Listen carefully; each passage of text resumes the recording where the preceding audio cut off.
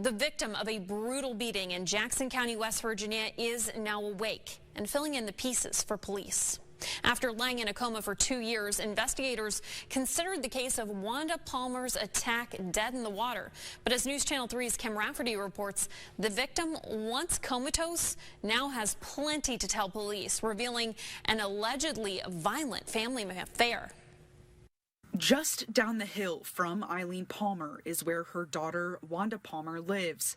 They came to the Wednesday morning to mow her grass, and they found her in a big pool of blood, they said, and they run up on the hill real fast on a four-wheeler and told us, and I called the police and the ambulance. When Jackson County deputies arrived at Wanda's home, they found a gruesome scene. We show up and we see her on the couch, bloodied, battered, bludgeoned in the head and face area. Sheriff Mellinger says they thought she was dead at first, but Wanda was unconscious, barely clinging to life. The injuries were consistent with being hit with some sort of an edged weapon, a hatchet, an axe, something along that line. When I spoke to Wanda's mom, Eileen, 2 years ago, she said her daughter didn't deserve what happened to her, and she also said the prayers are what kept her alive.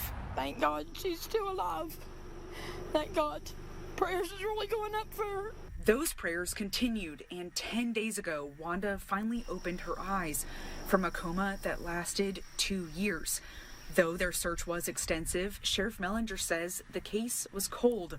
But early on, Wanda's brother, Daniel Palmer, had been named a person of interest. When Mellinger went to check on Wanda, she told him her story. The real thing we were missing up to this point was someone who could tell us what happened. Just recently, that actually come to fruition, where she was able to not only name the attacker, but tell us that it was in fact her brother. Wanda identified her brother, Daniel Palmer, as her attacker. We knew him recently to live in some pretty poor conditions himself. We put together a plan there late last night, and today we had to actually travel by ATV into a remote location. Sheriff Mellinger says Wanda will never be fully recovered. She'll never be normal, per se.